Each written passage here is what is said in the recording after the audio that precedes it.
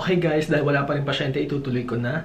Kanina, I talked about how to survive med school. So I suggest panoorin nyo muna yon guys. Kasi sa video na to, we'll go further into details kung paano mag-aral effectively.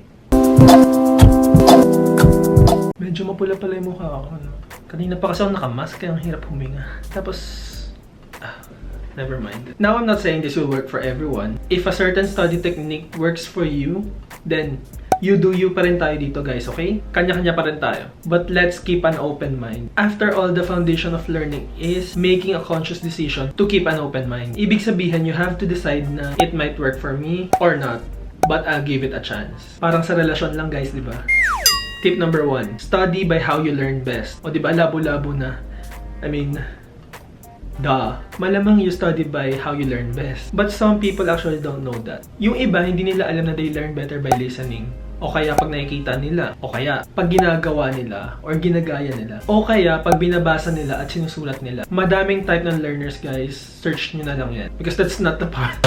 Because that's not the point of this video. Pero suffice to say na meron tayong kanya-kanya inclination towards learning. So mas mainam na alamin natin kung paano tayo natututo effectively. For me, I'm a mix of visual and kinesthetic learner. I learn best pag nakikita ko or ginagawa ko. During exams and practicals, minsan makikita mo ko na mamasyal yung mata ko. Kasi I'm trying to imagine visuals or imagine how I did something. Kaya din sobrang effective ng highlighting para sa akin eh. I mean, marami mag-argue na hindi effective ang pag-highlight. Pero for me, it really helps. Kasi ini-imagine ko na nakikita ko at ginagawa ko yung act ng pag-highlight. Do I make sense? Do I make sense? Pero that's my best way of explaining it. Throughout med school though, I had to compromise from multiple highlighters and colored pens, hanggang sa pag-graduate ko, isa or dalawang highlighter na lang ang gamit ko. Tapos isang pen. Ang sinasabi ko lang, adjust din tayo mga kaibigan. Okay guys, that's tip number 1. Study by how you learn the best. Tip number 2. Study less, study smart. May 1 hour long detailed lecture dito si Dr. Marty Lobdell. So I'm putting the link to that below. Study suggests, tignan nyo, maniniwala yan dahil sinabi ko yun. Hindi, joke lang. Dito, ang pag-uusapan lang natin ay active recalling, passive reading, tsaka repetitive reading. At kung bakit active recalling may be more efficient. Okay, marami akong kilala na magde-defend nito na mas effective daw ang pagbasa ng maraming beses para sa kanila. Again, you do you tayo. Kung madami kang oras, pwede kang gumawa or gumamit ng mga flashcards. Pwede ka rin mag-practice testing. Pwede mo rin i-try na i-summarize yung inaral mo. Yung mga sinabi ko na yun kasi, those are the most effective ways of active recalling. Mas natataga sa utak mo yung mga inaral mo kasi meron tayong cognitive effort to learn on our part. Ang tingin ko sa repetitive learning, you're just doing more than you should. Tapos passive lang yung pag-absorb mo ng mga details in general. Kasama na yung mga hindi importante. Instead of reading the material twice or 3 times or 4 times, I use my own version of active recalling. Ang ginagawa ko, hindi ako nag-move on hanggat hindi ako nakamove.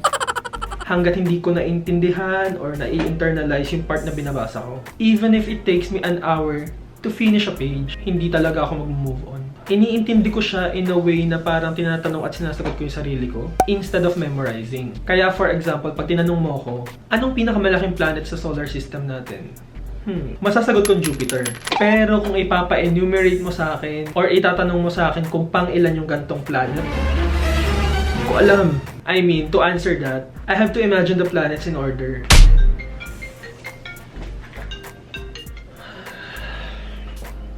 Okay, tuloy tayo. Sorry, I'm catching my breath. Again, sinabi kong mas effective ang active recalling kesa sa passive reading and repetitive reading. I mean, effective naman pareho, pero depende lang sa'yo. Pero if you want to retain more information long term, then you should not cram. In med school, pag sinabi ng mga estudyante na nag-cram sila, ibig sabihin, nag-aral sila para sa quiz na to 1 day before lang. That's not what I'm talking about, okay? Yung sinasabi kong cram is yung mga few minutes to a few hours before the exam. Yun ang tunay na cramming. Tip number 3. In psychology kasi, meron tayong tinatawag na forgetting curve by Ebbinghaus. Hindi ako sure sa pronunciation. Pero for example, dito ako. Pero for example, nag-aral ka. After 1 day, around 80% na lang ang retention mo. After 2 days, around 70% na lang naaalala mo. And then after 3 days, 60% na lang. Ang idea is over time, nakakalimutan natin yung mga bagay-bagay na inaral natin in an exponential rate. Diyan pumapasok yung term na spaced repetition. For example, sinabi natin kanina, after a day, 80% na lang ang retention mo.